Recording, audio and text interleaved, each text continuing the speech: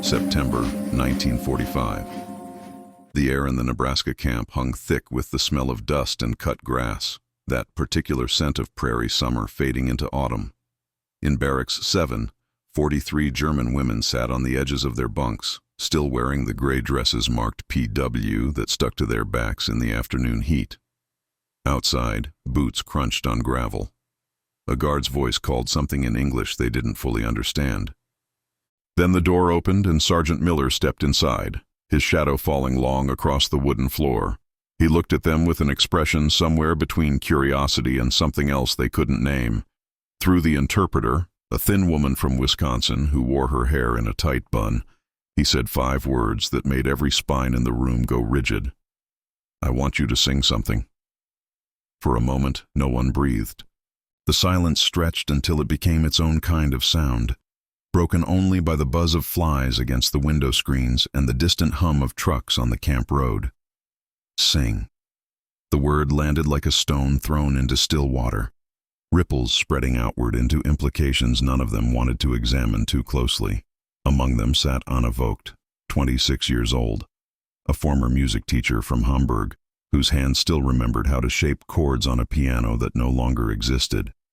She had perfect pitch and a voice her mother once called church bell clear, though she had not sung anything except lullabies to crying children during air raids for 3 years. She felt her throat close as if someone had wrapped fingers around it. The propaganda had prepared them for many things. For interrogation rooms and spotlights and questions shouted in their faces. For forced labor in fields and factories. For humiliation designed to break them piece by piece until nothing remained but compliance. But this felt different, more intimate, more dangerous in ways she couldn't articulate. One of the other women, Greta, a factory worker from Essen, whispered in German too quiet for the interpreter to catch. "They want to mock us, to make us perform like trained animals." Another murmured agreement. In the camps near Munich, they made prisoners sing for their food, made them dance, laughed while they did it. Anna had heard those stories too, heard about SS guards forcing prisoners to sing patriotic songs while standing in the snow, about entertainment extracted at gunpoint, dignity stripped away one performance at a time. Now the enemy wanted them to sing. Sergeant Miller was still waiting, his face unreadable. The interpreter shifted her weight from foot to foot, uncomfortable in the silence. "He says it doesn't have to be long," she translated. "Just something, a folk song maybe. Something from home." Something from home. As if home still existed. As if the word meant anything besides ruins and missing people and a postal address that might not correspond to standing buildings anymore. Anna Vogt had grown up in a house filled with music. Her father played violin in the Hamburg Philharmonic. Her mother sang in the church choir. Sunday evenings meant chamber music in the parlor, neighbors crowding onto sofas and chairs, the smell of coffee and cake, her father's bow moving across strings while Anna accompanied on the old upright piano that had belonged to her grandmother. She had studied at the conservatory for 2 years before the war, had dreams of teaching music in a good school, of passing on what she loved to children who would grow up making beauty instead of destruction. Then came conscription for women. Not military service exactly, but compulsory labor that amounted to the same thing. She was assigned to a munitions factory outside Hamburg, operating machines that stamped out shell casings with rhythmic precision that was almost musical if you didn't think about what the shells would eventually do. She worked there for 2 years, lost most of her hearing in her left ear from the constant noise, developed calluses on her fingers that made playing piano painful, watched the city she loved get bombed into rubble piece by piece, until the conservatory was a shell with its roof gone and the concert halls were piles of brick. Her father died in the firestorm of 1943. Her mother in the winter of 1944, from cold and hunger and the kind of slow death that didn't make it into casualty statistics. By the time British forces entered Hamburg in May 1945, Anna was working in what remained of the factory, living in a cellar, and singing only in her head because her voice felt like something from another life. When they rounded up women who had worked for the war effort, even factory workers counted now, she had not resisted. There was nothing left to stay for. The Americans processed her with the same bureaucratic efficiency they seemed to apply to everything: forms in triplicate, medical examination, delousing powder, a number stamped on papers that became more real than her name. The ship crossing had been a blur of seasickness and bad dreams. The camp in Nebraska appeared out of endless flatness like something conjured from dust and barbed wire, simultaneously more humane and more foreign than anything she had imagined. And now, 3 months into captivity, a guard wanted her to sing. They had been warned about American psychological tactics. During the final chaotic months in Hamburg, officers gave hasty briefings to women in the factories. The Allies, they said, would use every method to break German morale. Not just bombs and bullets, but subtler weapons designed to humiliate and demoralize. "They will make you entertain them," one officer had warned, his uniform already threadbare, his eyes carrying the defeat he refused to speak aloud. "They will force you to perform your culture for their amusement, to sing songs that mean something to you while they laugh and mock. It is how they destroy what makes you German." Anna had filed that away with all the other warnings, some true, some exaggerated, all designed to make capture seem worse than death, so that workers would stay at their posts even as the city crumbled. But now, facing an actual American guard making an actual request for music, the warning echoed in her head with uncomfortable resonance. Around the barracks, she saw the same fear reflected in other faces. Women who had sung in choirs, who had taught their children nursery rhymes, who had hummed while working. All of them now frozen by the prospect of offering that piece of themselves up to men who had destroyed their country. "What if we refuse?" Greta asked the interpreter, her voice sharp with challenge. The interpreter relayed the question. Sergeant Miller shrugged, his expression still neutral. "You don't have to," the interpreter translated. "He's asking, not ordering. But he says it might make things easier. Help with morale, yours and theirs." Morale.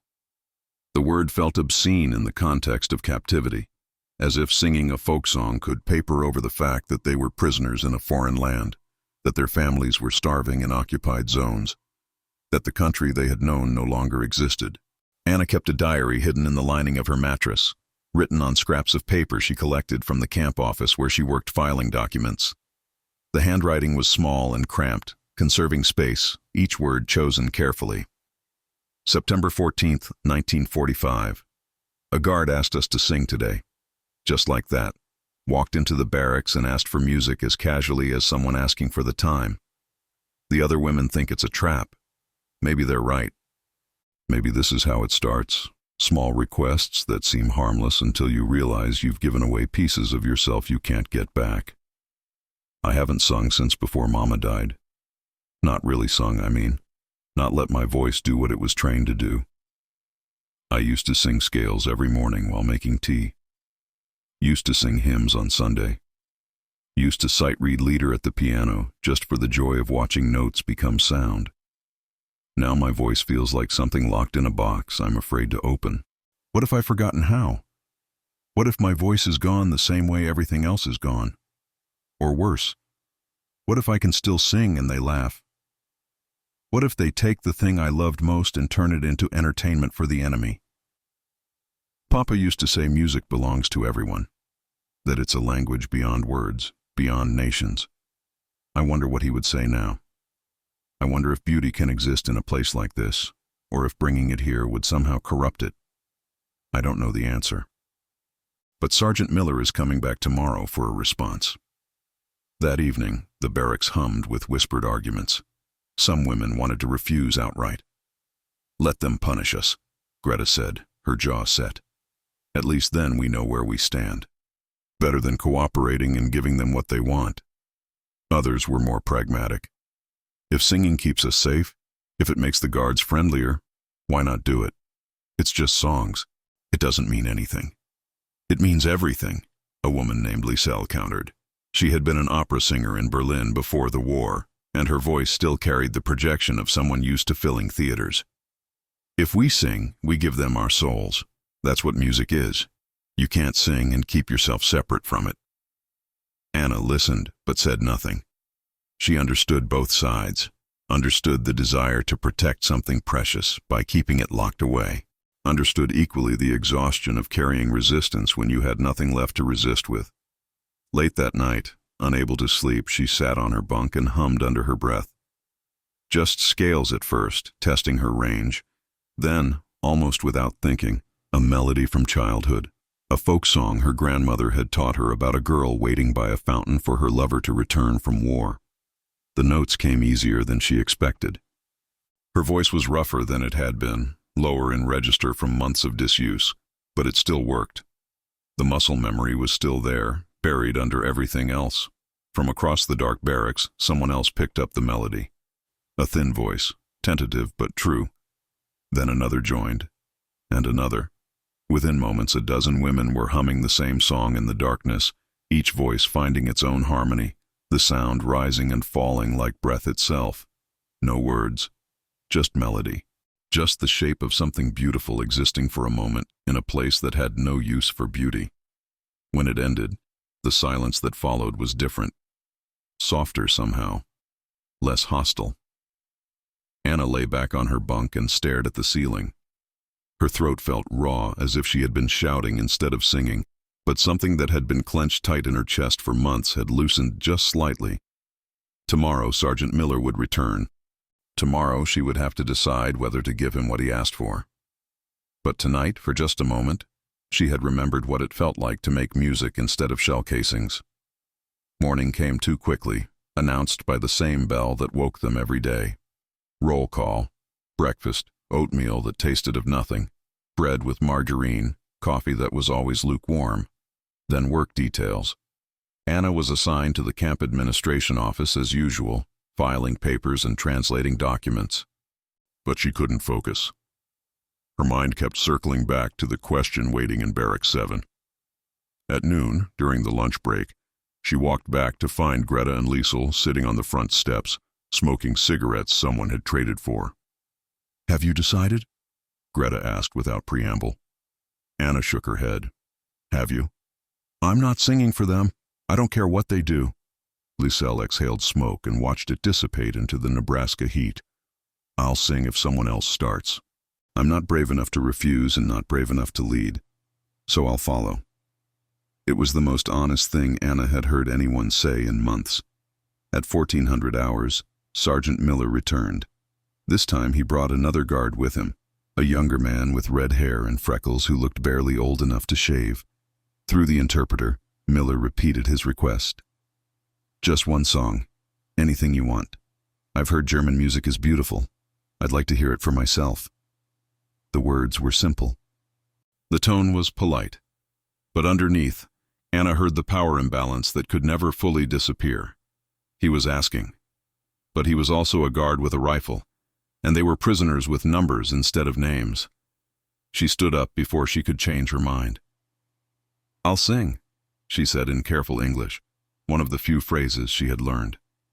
Then in German, "But only if you listen. Really listen.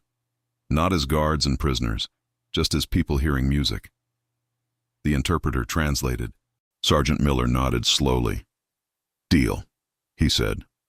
Anna stood in the center of the barracks, 42 women watching from their bunks, 2 American guards standing near the door. The afternoon light came through the windows in dusty bars, and somewhere outside a bird was singing. Some American species she didn't recognize, its melody completely foreign. Her hands were shaking. She clasped them together to hide it. She had chosen the song the night before, lying awake and cycling through every piece of music she knew. Not a Nazi anthem, never that. Not a military march, nothing that carried the weight of ideology or war. Instead, she chose Der Mond ist aufgegangen, The Moon Has Risen, a children's evening song, hundreds of years old, something her grandmother had sung to her, something innocent of the last 6 years. She closed her eyes, took a breath that felt like the first breath after drowning, and sang. Der Mond ist aufgegangen, die goldenen Sternlein prangen am Himmel hell und klar. Her voice cracked on the first note. She steadied it, found the pitch, and continued. The melody was simple, gentle, the kind that asked nothing from the listener except to receive it. The moon has risen. The golden stars shine in the sky bright and clear. The words spoke of evening, of peace, of a world where children went to bed safely and the night held no terror. A world that maybe had never truly existed except in the imagination of the song's composer, but which felt more real in this moment than anything Anna had experienced in years. She could feel the other women listening, could feel their breath sinking with hers as the verses unfolded. By the second verse, Liesel's voice joined from the back of the barracks, soft, almost inaudible, but there. By the third verse, others had added their voices too. The sound swelled, not loud, not performance-ready, just human voices making harmony in the way humans had done for thousands of years, before nations and wars and ideologies carved the world into enemies. Anna opened her eyes on the final verse and looked at Sergeant Miller. He wasn't laughing. He wasn't mocking. He was standing very still, his hand resting on his rifle, his expression something between attention and surprise. The younger guard beside him had removed his cap and was holding it against his chest. When the last note faded and silence rushed back in, nobody moved. Then Sergeant Miller did something that would echo through the camp for weeks afterward. He clapped. Not mockery, not irony, just his hands coming together in genuine applause, the sound sharp in the quiet barracks. The younger guard joined him. Then, hesitantly, a few of the German women began clapping too, applauding each other, applauding the act of creating beauty in a place designed to contain them. Sergeant Miller stepped forward. Through the interpreter, he said, "That was beautiful, really beautiful. Thank you." Anna didn't know how to respond. The words sounded sincere, but sincerity from the enemy felt like a trick she hadn't learned the rules for yet. "My grandmother was German," he continued, the interpreter translating in careful phrases. "From Bavaria. She used to sing songs like that when I was small. I'd forgotten what they sounded like. Thank you for reminding me. Bavarian grandmother. German heritage. An enemy who carried pieces of her world inside him without her knowing." The younger guard spoke up then, his voice tentative. "Do you know Stille Nacht?" Silent Night. The Christmas carol that had crossed borders and languages until half the world knew it. "Everyone knows that one," Liesel said from the back, sounding almost amused despite herself. "Could you—" The young guard didn't finish the sentence, just gestured hopefully. Sergeant Miller shot him a look that suggested this was overstepping somehow. But the damage was done. The request hung in the air.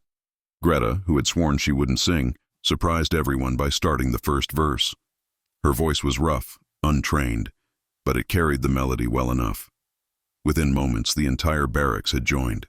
Even the women who had refused earlier found themselves singing, pulled along by the familiarity of words learned in childhood, by the muscle memory of Christmas Eves that now belonged to another lifetime. The two guards stood at the door and listened. The younger one was crying, just tears running down his face without sobs, as if the emotion had ambushed him and he hadn't thought to hide it. When the song ended, Sergeant Miller cleared his throat and said something in English too fast for the interpreter to catch. Then he repeated it more slowly. "Would you be willing to sing again? Maybe once a week? For the camp? Not just for us guards, but for everyone. The other prisoners. Maybe some of the staff. We could set up a time." The interpreter translated, her voice carefully neutral, though Anna detected something like approval in the set of her shoulders. Regular performances, weekly concerts, music as routine instead of extraordinary act. Anna looked at the other women, saw Liesel nodding slowly, saw Greta's resistance wavering, saw dozens of faces trying to process what had just happened. "We'll think about it," Anna said finally. "Fair enough." Sergeant Miller nodded. "Thank you again. Really." He and the younger guard left, their boots loud on the wooden steps, fading into the sounds of the camp beyond.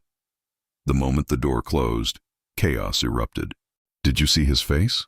Liesel said, her voice pitched high with something between laughter and hysteria. "He was crying. An American guard was crying because we sang Silent Night." "Maybe it's a trick," Greta insisted, though her conviction sounded shakier now. Maybe they want us to think they're human, so we'll cooperate with interrogations or labor or maybe, Anna interrupted quietly, they are human. Maybe that's the trick, that we expected monsters and found people instead. The words sat heavily in the room. Another woman, Margaret, a nurse from Frankfurt, spoke up. My sister wrote from the British zone that the occupation soldiers there listened to German radio sometimes. She said she heard them singing along to songs they shouldn't know. She thought they were mocking. But maybe. They spent the rest of the afternoon arguing, proposing, rejecting. Some wanted to refuse any further performances on principle. Others saw opportunity. If the guards liked them, treatment might improve. A few, like Anna, felt something else entirely. A strange hunger for the act of singing itself, regardless of audience or politics. By evening, they had reached a tentative consensus. They would sing again. But on their terms. Songs they chose, times they agreed to, not performances for entertainment, but music shared between humans who happened to be on opposite sides of barbed wire. September 15th, 1945. I sang today. I stood in front of American guards and sang a German folk song, and they applauded. They asked for more. One of them cried, I don't know what to do with that information. For 3 years I have lived in a world where Americans were the enemy who bombed my city, who killed my father in the firestorm, who reduced everything I loved to rubble. Now one of them tells me his grandmother was from Bavaria, and he misses German songs. The categories I use to understand the world are collapsing. Enemy and friend, captor and captive. The man with the rifle who guards me also has a grandmother who sang the same songs my grandmother sang. What does that mean? Can music exist outside of politics? Papa believed it could. He played Mendelssohn even after it was forbidden, said beauty doesn't ask permission from governments. But he's dead now, and I'm alive in a prison camp in Nebraska singing for men whose country destroyed mine. Is this survival or collaboration? Is there a difference? I don't know. All I know is that when I was singing, for those 3 minutes, I wasn't a prisoner. I was just a voice carrying a melody, and that felt like the first true thing I've experienced in years. 3 days later, Sergeant Miller returned with a proposal. The camp was organizing a morale event for Sunday afternoon, a kind of variety show where different groups of prisoners could perform if they wanted. Nothing mandatory, nothing forced, but there would be a stage set up in the central yard, and anyone who wanted to share music or poetry or comedy or whatever could volunteer. There are Italian prisoners here too, the interpreter explained, and some Austrians in another section. The camp commander thinks it might help with morale if people can share their cultures, make this place feel less like a prison and more like, well, something else. A prison is still a prison no matter how you decorate it, Greta muttered. But others were already interested. Lisa asked if they could form an actual choir, if they could practice. The interpreter said yes, of course, practices would be allowed and even encouraged. Within a week, what started as 43 reluctant women had become an organized ensemble. They met every evening after work detail, crowding into the barracks, arranging themselves by vocal range, sopranos near the windows, altos in the middle, the few lower voices at the back. Anna found herself conducting without meaning to, her hands falling into the familiar patterns her father had taught her, shaping sound through gesture the way he had shaped it with his violin bow. They chose songs carefully. Folk songs mostly, the old ones that belonged to no political era. Kein schöner Land, no more beautiful land. Die Gedanken sind frei, thoughts are free. Am Brunnen vor dem Tore, at the fountain by the gate. Songs about landscapes and freedom and loves lost to distance. Songs that meant something to them without carrying the baggage of the regime that had destroyed their country. The Italian prisoners, hearing them practice, started singing too.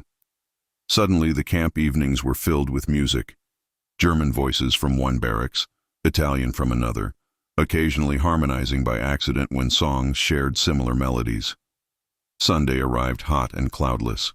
The stage, really just a wooden platform, stood at one end of the yard. Chairs had been arranged in rows. Guards sat mixed with prisoners, the lines of authority blurred by the informality of the occasion. Anna stood backstage, really just behind the platform, and felt her hands shaking again. This was different from singing in the barracks. This was performance, public, witnessed.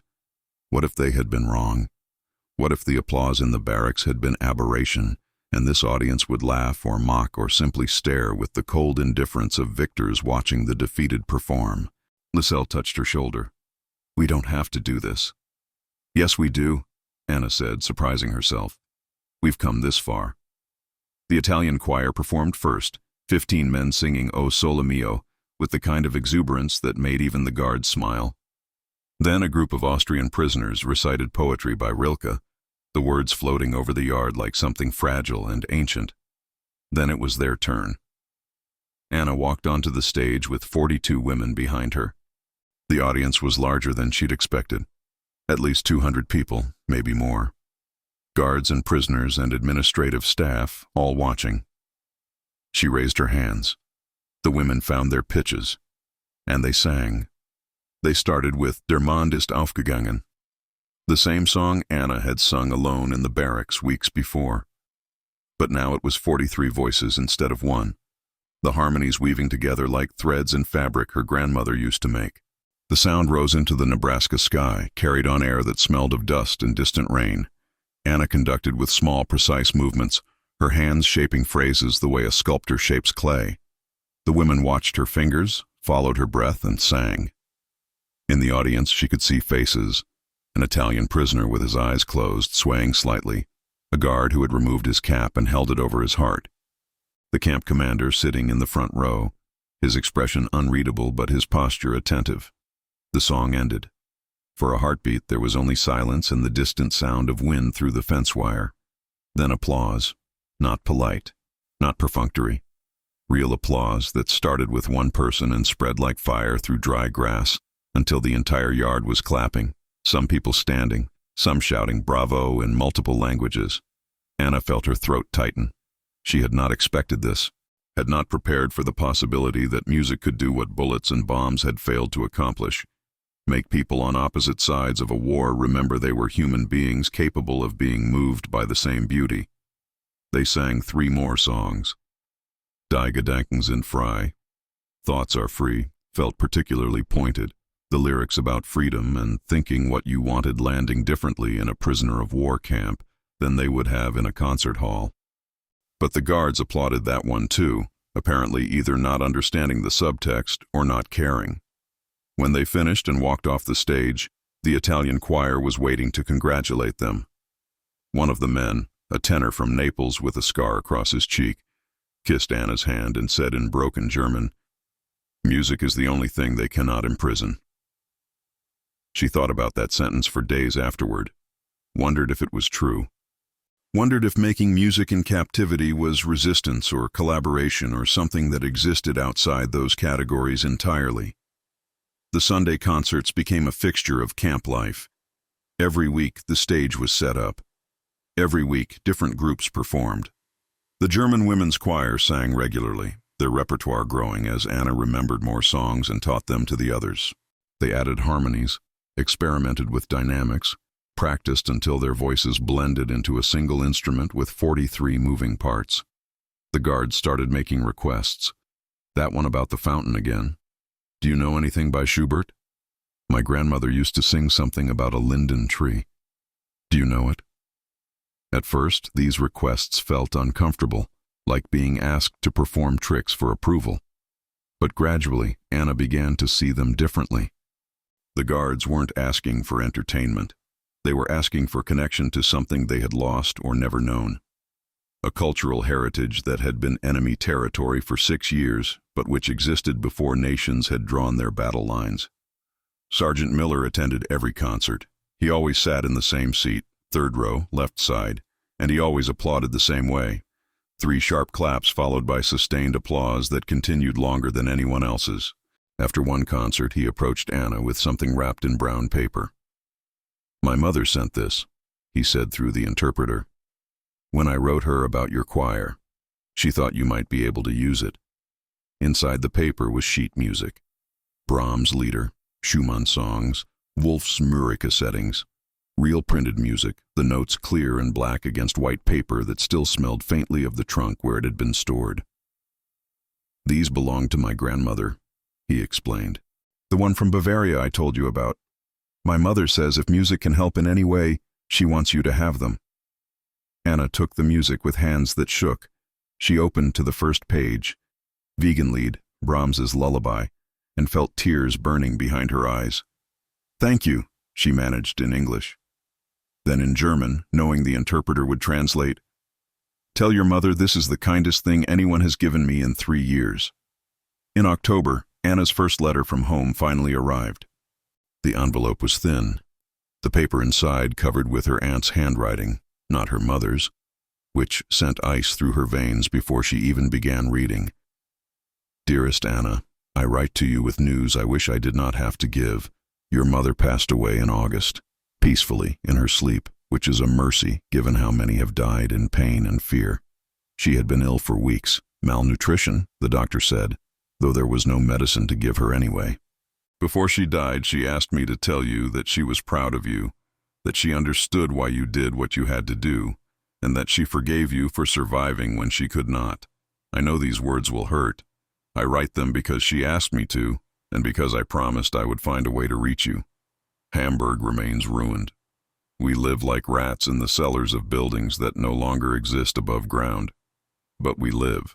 The British occupation brings some order, some food, some small hope that things might improve. Your mother's last request was that you keep singing.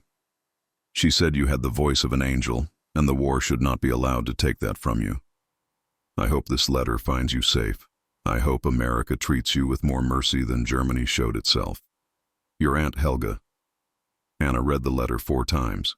Then she walked outside to the edge of the fence where no one else was standing and let herself cry. Not the silent tears she usually permitted, but sobbing that came from somewhere below her ribs and would not be controlled. Her mother was dead, had died while Anna was singing for American guards in Nebraska, eating 3 meals a day, sleeping under a roof that didn't leak, had died believing her daughter was somewhere awful, somewhere that needed forgiveness for the sin of survival. She wanted to scream at the unfairness, wanted to tear the music to pieces, to refuse to ever sing again, because what was the point of beauty in a world that allowed mothers to starve to death in cellars? But her mother's last request had been for her to keep singing. That felt like both a gift and a curse. Permission and obligation wrapped together so tightly she couldn't separate them. October 19th, 1945. Mama is dead. I wrote that sentence 3 times to make it real. Mama is dead. Mama is dead. Mama is dead. She died in August while I was learning harmonies and teaching songs to women who have become something like friends. She died in a cellar in Hamburg while I was standing on a stage in Nebraska receiving applause. The guilt is physical. It sits in my chest like a stone I cannot cough up. Aunt Helga wrote that Mama's last wish was for me to keep singing. I don't know if I can. Every note feels like betrayal now.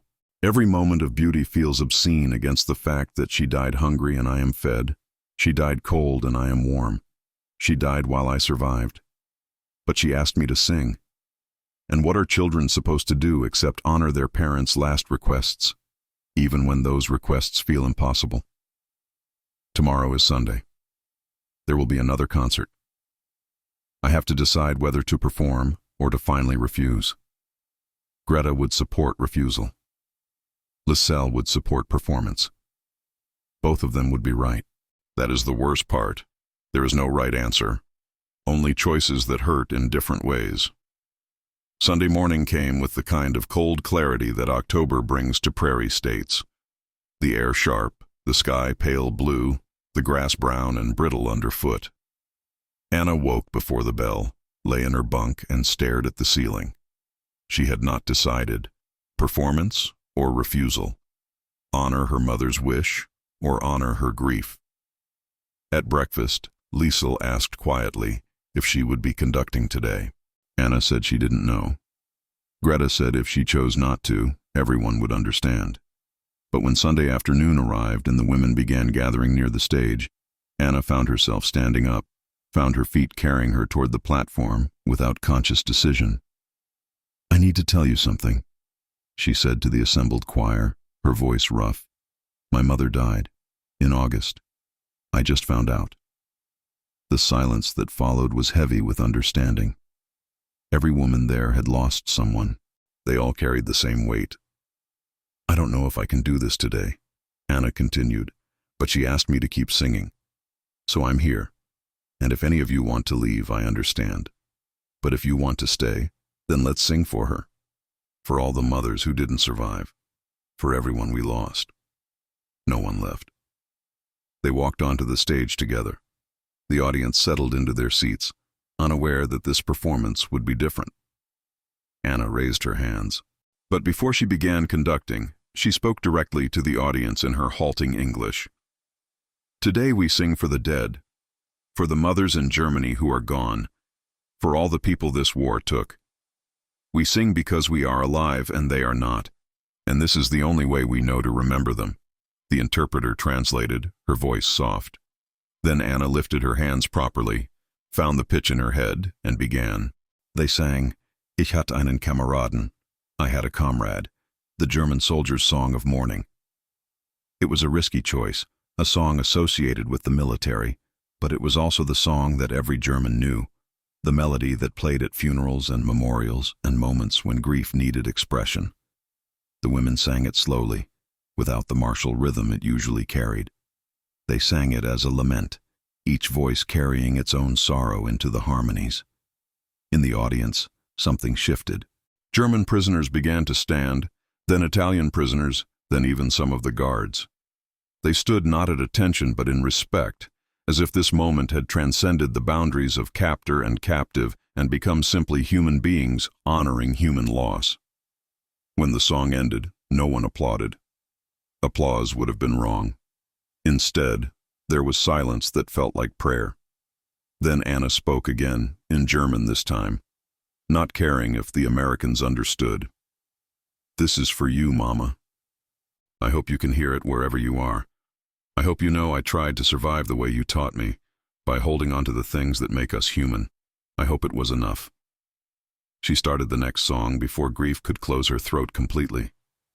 Guten Abend, Guten Nacht, Brahms's Lullaby, the same one from the sheet music Sergeant Miller's mother had sent.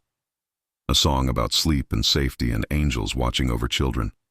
By the second verse, she was crying. By the third, half the choir was crying with her. But they kept singing, their voices holding steady even as tears ran down their faces, because grief and beauty could exist in the same moment, could exist in the same breath. The concert ended not with applause, but with silence that lasted until people began slowly filing away, German and Italian and American alike, each carrying something they had not expected to find in a prison camp on a Sunday afternoon in Nebraska. Winter came to Nebraska with the kind of cold that Anna had only read about in books. Snow that fell in horizontal sheets, wind that found every crack in the barracks walls, temperatures that made breathing hurt. The concerts moved indoors, to the mess hall, where the women sang surrounded by the smell of coffee and soup and the warmth of a wood stove that never quite heated the whole room. In December, the camp commander made an announcement. Repatriation would begin in earnest in the spring. Germany was stabilizing, the occupation zones were functioning, and prisoners would be returned home in organized transports based on their home regions. Home. The word had become complicated for Anna. Home meant Hamburg in ruins. Home meant a grave she had never seen for a mother she would never bury properly. Home meant a country that had destroyed itself and taken half of Europe with it. But home also meant not Nebraska, not captivity, not barbed wire and guard towers and the strange liminal existence of being fed by the enemy. She wasn't sure which prospect frightened her more. In January, Sergeant Miller approached her after a concert with an unusual request. "There's a Red Cross delegation visiting next week," he said through the interpreter. "Representatives from neutral countries doing inspections. The camp commander wants to showcase how well the prisoners are being treated. He's asked if your choir would perform for them." Anna felt her jaw tighten. "Showcase? You mean prove you're not monsters by parading us like performing animals?" Miller had the decency to wince. "I understand how that sounds, but it could help. If the Red Cross reports that prisoners here have cultural activities, that they're healthy and engaged, it might mean better conditions for prisoners in other camps too." It was a good argument, and Anna hated him a little for making it. Because he was right. Their small act of singing in Nebraska might ripple outward, might set precedents, might save lives, or at least make captivity more bearable for thousands of others. "I need to ask the choir," she said. They debated it that evening. Some women refused on principle, others saw the logic. In the end, they voted. 27 in favor, 16 opposed. Democracy in a dictatorship's ruins. The irony was not lost on anyone. They performed for the Red Cross delegation on a Tuesday afternoon. 5 serious men and women with clipboards who watched, took notes, asked questions through translators, and applauded politely at the end. One of them, a Swiss doctor named Berger, asked Anna afterward, "Do you sing because you want to or because you're forced to?" It was the question she had been asking herself for months. "Both," she answered honestly. "I sing because it's the only thing I have left that's mine, even here.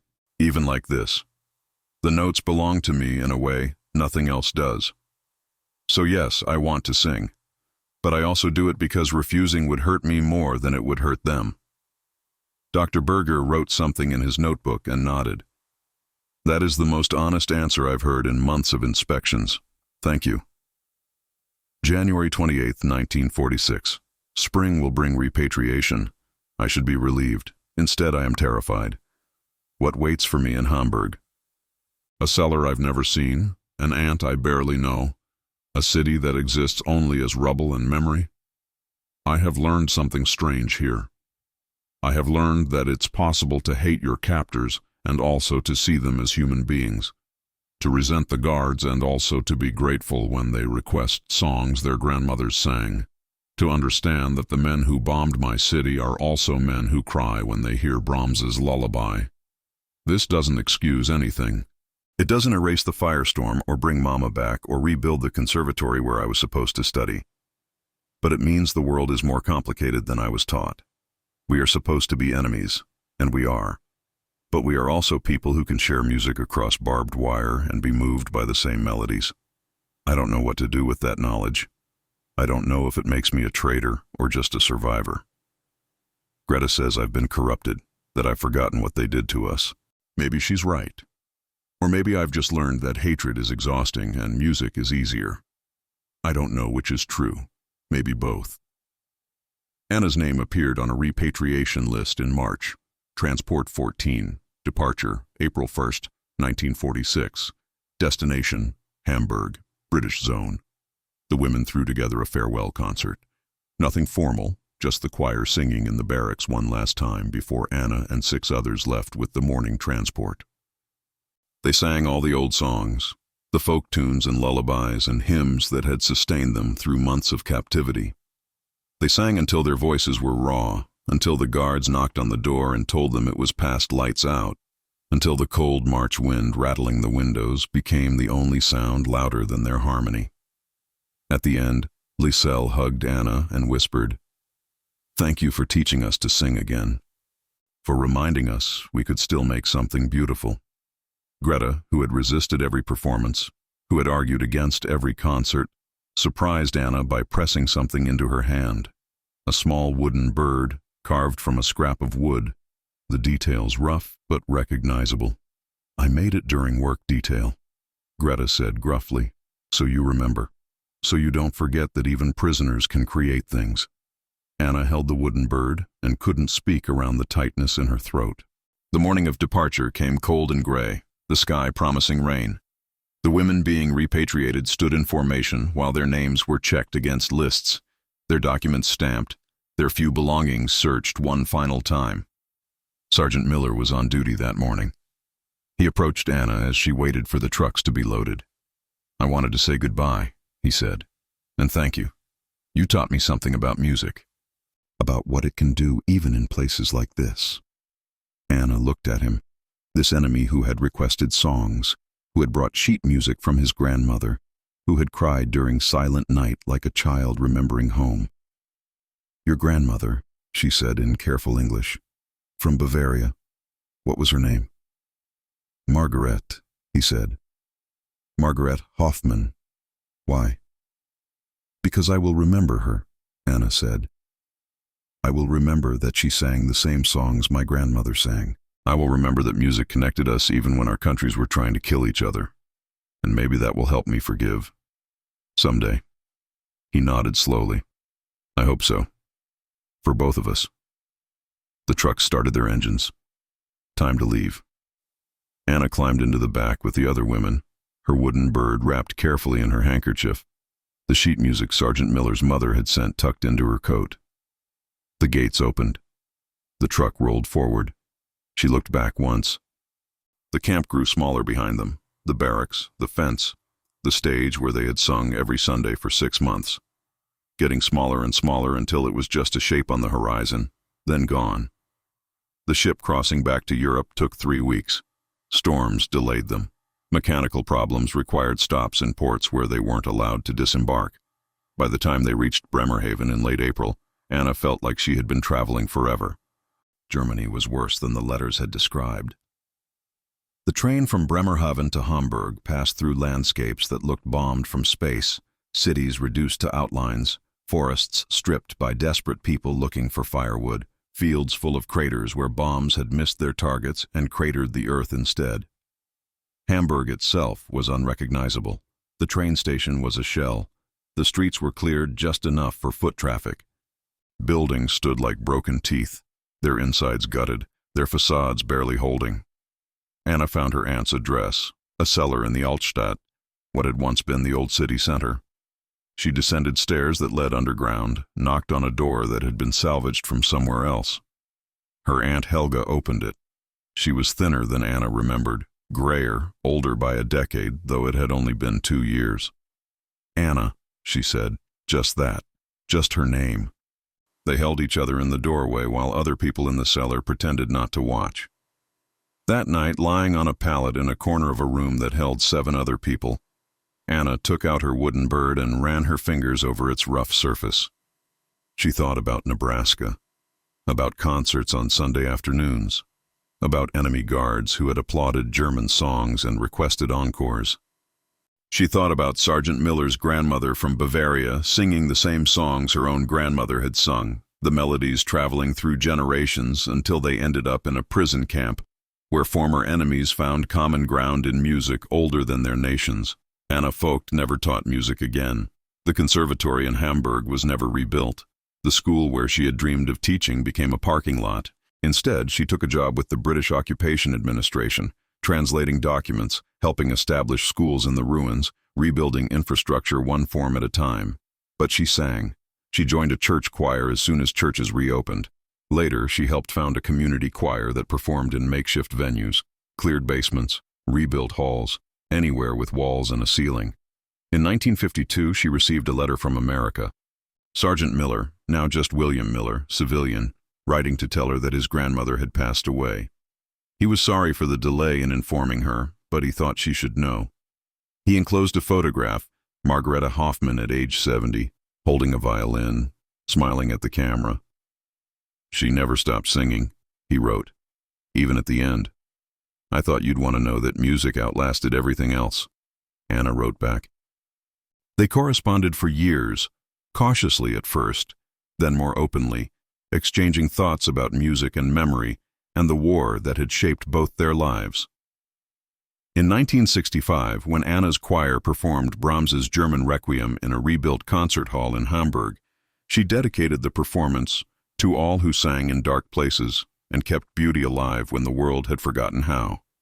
She kept the wooden bird Greta had carved until the day she died in 1989, shortly after the Berlin Wall fell. Her niece found it in a drawer along with yellowed sheet music, Brahms, Schumann, Wolf, and a stack of letters from America tied with string. On the back of the wooden bird, someone had carved words in tiny letters, Die Gedanken sind frei, thoughts are free. And in the margins of the sheet music, in Anna's handwriting, a note, sung in Nebraska, 1945. Survived when I did not think survival was possible. Music is the only thing they cannot imprison. May we never forget.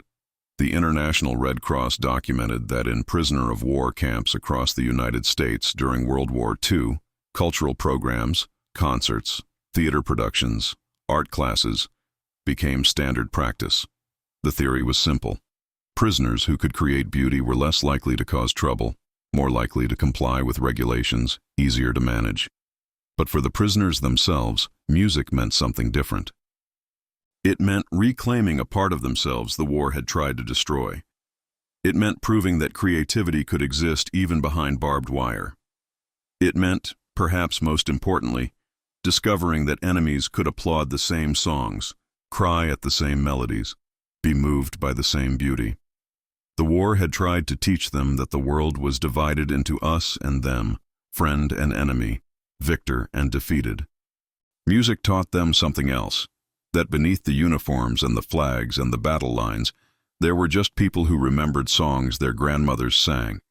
And sometimes, in the space of 3 minutes and a simple melody, that was enough to make them human again.